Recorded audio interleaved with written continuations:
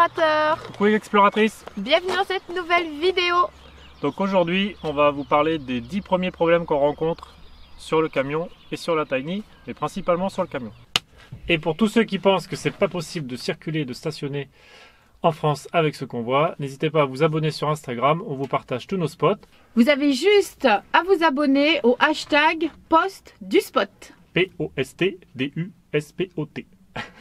C'est parti, on énumère et après on vous explique nos solutions. Le premier problème, c'est le poids du camion. Deuxième problème, le rayon de braquage.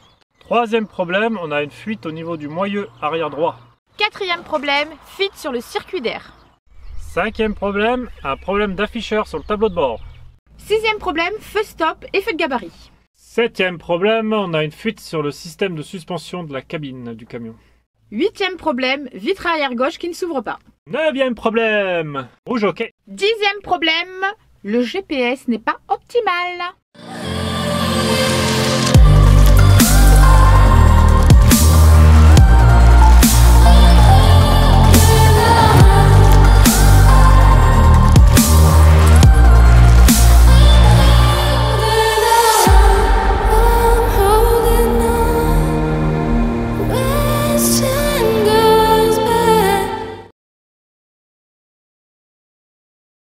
Sur ce petit poids lourd, on a un PTAC de 7,5 tonnes.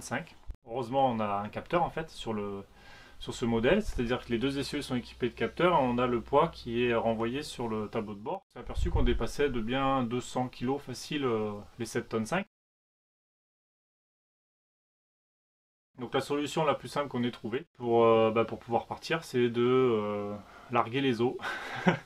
Il y en a qui larguent les amarres, nous on largue les os. Forcément, c'est pas ce qu'il y a de mieux. Donc ça remet en cause notre autonomie, ça c'est un peu dommage. On a des solutions qu'on n'a pas encore mis en place, on a commencé quand même à faire un premier tri dans la caisse, voir tout ce qu'on avait vraiment besoin d'emmener ou pas. Je pense qu'on a gagné peut-être une quarantaine de kilos, mais bon, on est loin du compte.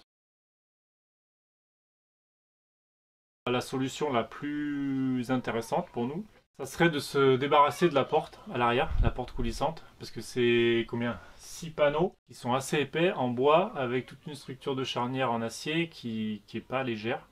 Et on voudrait remplacer tout ça par une porte centrale qui s'ouvre vers l'extérieur et puis 2 panneaux latéraux. Donc voilà. On est en train de regarder un peu tout ça. Je sais pas si on va le faire pour ce premier périple parce qu'on veut pas se retarder, découvrir peut-être d'autres problèmes au moment où on va démonter tout ça. Donc est-ce qu'on certainement va faire le premier périple dans l'Europe du Nord avec tout ça et puis on avisera, mais c'est sûr que notre autonomie en tout cas est vachement pénalisée. Alors pour gagner du poids, qu'est-ce qu'on peut faire? Eh bien, on pourrait aussi supprimer la galerie. J'ai pas estimé le poids qu'elle fait, mais à mon avis elle est pas légère. Elle est en acier et on pourrait se garder uniquement les passerelles, fixer les panneaux solaires comme c'est le cas sur les passerelles et uniquement peut-être coller les passerelles sur le toit du camion. J'ai encore eu une idée la dernière fois quand je roulais. Je sais, j'ai le cerveau, il mouline tout le temps. Pour gagner du poids, qu'est-ce que je pourrais faire au niveau des réservoirs d'eau grise? Je pourrais mettre un raccord d'évacuation sur chaque réservoir au niveau de son centre, faire un trou dans le plancher, raccorder tout ça à l'extérieur. Et j'ai calculé rapidement, en fait, ça me permettrait d'évacuer 40 litres d'eau grise quasiment supplémentaire. Donc certainement des odeurs en moins, parce que là il y a de l'eau qui stagne. Et on entend là, ça s'évacue. Je pense que c'est quelque chose encore que je vais mettre sur ma liste, mais je me garde ça pour plus tard quand même. Parce que les travaux, là c'est des gros travaux, il faut tout sortir. Donc on verra ça certainement à notre retour du périple nordique. Je garde l'espoir. Deuxième problème, le cassage d'angle. En fait, en réalité, c'est le rayon de braquage. En fait, on le voit très bien. Quand on tourne à droite ou à gauche, et bien on a l'arête du camion, en fait, ici, qui vient se rapprocher de l'arête de la Tiny. Le problème, il est réellement en partie haute, puisque c'est la toiture qui déborde par rapport au bardage. Mais bon, si on fait vraiment pas attention, en réalité, on peut se retrouver avec carrément le camion qui va défoncer tout le bardage. Donc on a déjà eu quelques moments où ça s'est vraiment rapproché, c'est pour ça qu'on a 2 encoches dans la toiture. Et en plus de ça, par rapport à ce problème là, en fait il est aggravé par le fait que ici On a le système de freinage par inertie. Et quand on fait une manœuvre en marche arrière, en fait l'attelage, la boule peut se rapprocher de l'arrière de la Tiny. Donc ça veut dire que ça aggrave encore plus le problème de proximité entre le camion et la Tiny. Quand on est sur une manœuvre en marche arrière, on peut bloquer à travers ce cache là. En fait, on a accès au vérin, donc on va pouvoir le bloquer. Il va falloir se faire une petite pièce pour que l'ensemble ne puisse pas rentrer quand on est en marche arrière. Ce qui est possible, c'est qu'on revoie notre attelage. On l'avait déjà fait modifier pour que la hauteur de la boule permette d'avoir la Tiny vraiment à l'horizontale. Mais en fait, on n'a pas assez exagéré le truc et on aurait dû aussi en profiter pour reculer la boule, peut-être de 5 voire 10 cm pour être vraiment tranquille. Donc ça c'est peut-être des évolutions qu'on apportera plus tard. Ensuite, notre troisième problème, c'est sur cet essieu à l'arrière. On voit là, c'est tout gras. Donc il doit y avoir une légère fuite. Je pense qu'il y a un joint torique qui est derrière ce cache. Quand on a acheté le véhicule, en fait, ils nous ont remplacé les disques à l'arrière parce qu'il y avait un problème sur le capteur ABS. Mais je pense qu'au remontage, ils ont fait ça un peu rapidement. Ils n'avaient pas les joints en stock, donc ils ont remonté les joints d'origine. Et de l'autre côté, il n'y a pas de problème. De ce côté-là, c'est bien gras.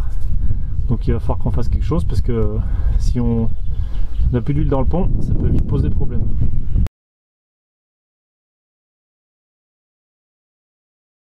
Et c'est ce petit truc là, c'est-à-dire quand on est arrivé sur le spot, il pleuvait beaucoup, il y avait de l'eau partout autour et ça faisait des petites bulles. Donc je pense que c'est le système de pressurisation de tout l'ensemble du freinage certainement. Donc on va essayer de vérifier ça très rapidement parce que pas très rassuré. C'est pas très rassurant sur le circuit d'air comprimé d'avoir une fuite. Donc j'ai commencé à regarder s'il y avait des réparateurs poids lourds dans le coin. Et je pense que soit avant d'arriver dans le nord, soit en arrivant dans le nord, on va réparer ça tout.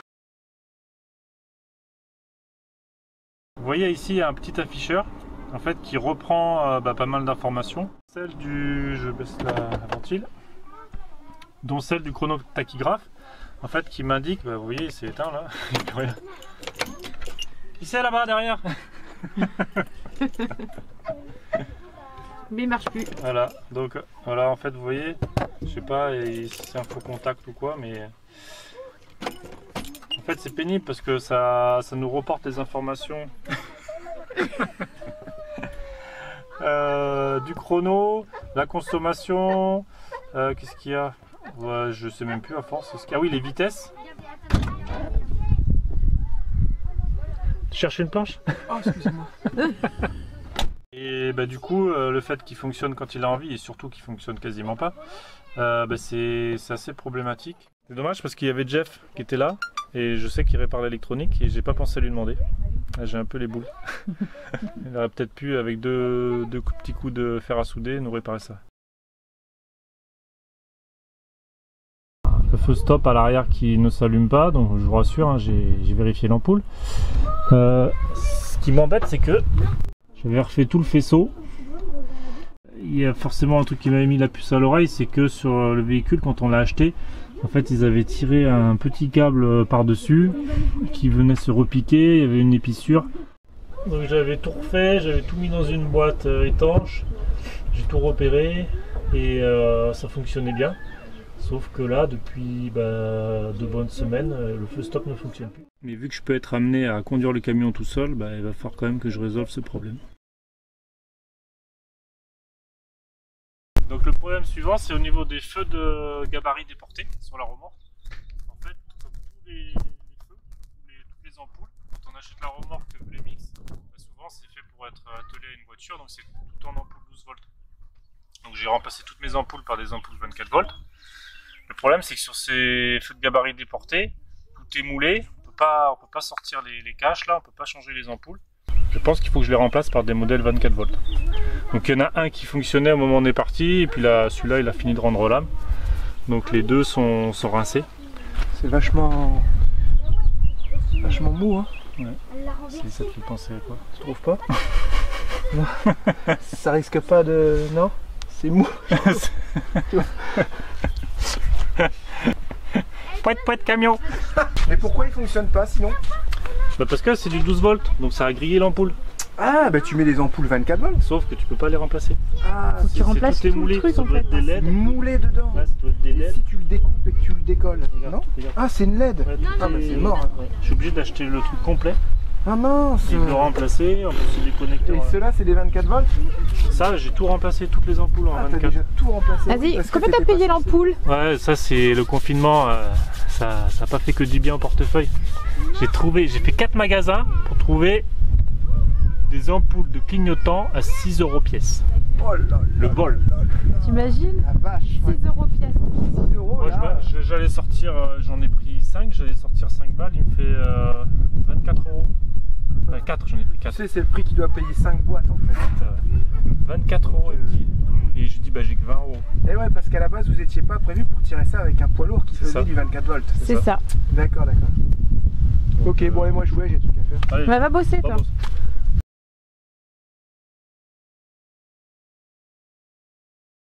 Voilà, nous voici sous la cabine, donc avec les 4 systèmes de suspension, donc sur celui-ci qui se trouve à l'avant droit. On voit qu'au niveau de la mâchoire de verrouillage de l'axe de la cabine, on a un flexible hydraulique qui part, et donc je pense que sur la base du flexible, on a une petite fuite, on doit avoir un joint qui est un peu défaillant, donc ce qui fait qu'on retrouve un peu d'huile qui a suinté un peu partout. Donc c'est pas un problème ultra critique, mais c'est quelque chose qu'on va devoir traiter assez rapidement. Je pense qu'il ne faut pas attendre non plus 6 mois pour s'occuper de ça. Ce qu'il faut comprendre avec ces verrous de cabine, c'est que le fait de perdre de l'huile, on a le niveau ici qui baisse à l'intérieur, on a le petit bouchon de remplissage, et le fait de ne pas avoir assez d'huile, ça empêche de lever la cabine à 100%, et si on ne peut pas lever la cabine à 100%, on ne peut pas mettre la barre de sécurité, donc on ne peut pas intervenir sur le moteur. Donc je pense qu'on va quand même pas laisser traîner ce problème trop longtemps.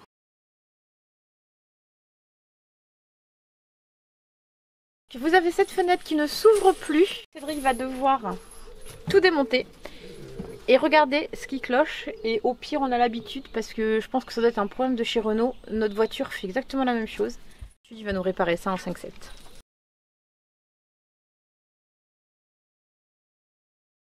Problème suivant, c'est la roue jockey.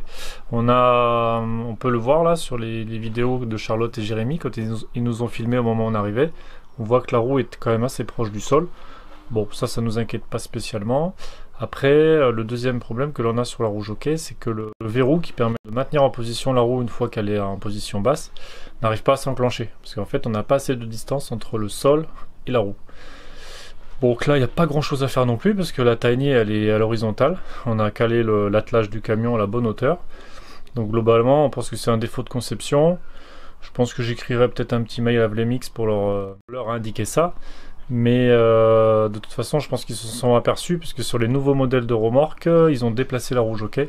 Il y a de fortes chances qu'ils aient revu aussi un peu le design pour que celle-ci ait quelques centimètres supplémentaires pour pouvoir s'enclencher. Donc de toute façon, avec 150 kg sur la roue, c'est indéplaçable. Donc on se sert uniquement de la roue jockey comme d'un cric. Et une fois qu'on a levé la Tiny, on vient la sécuriser avec les 4 béquilles ou 2 béquilles en fonction de l'emplacement où on se trouve. Voilà, voilà.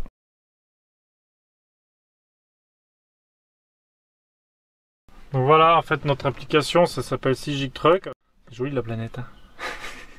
C'est beau. C'est beau la planète. Et donc nous voilà là-haut.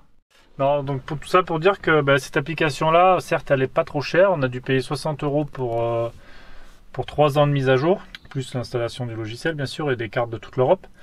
Mais pour l'instant, on a eu 2 petites surprises, donc on va pas s'éterniser dessus.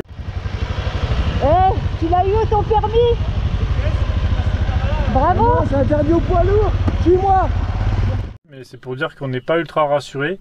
Donc si vous avez une application à nous conseiller qui n'est pas trop chère, voire même gratuite, pour les poids lourds, on est preneur. Comme vous pouvez le voir, ce n'est pas parce qu'on a des petits déboires qu'automatiquement ça entache notre sourire et notre bonne humeur. Qu'à chaque problème, il y a une solution. Ne jamais baisser les bras, croire en vous, croire en votre projet. Sur ce, je vous dis à la semaine prochaine. Portez-vous bien. Ciao, ciao!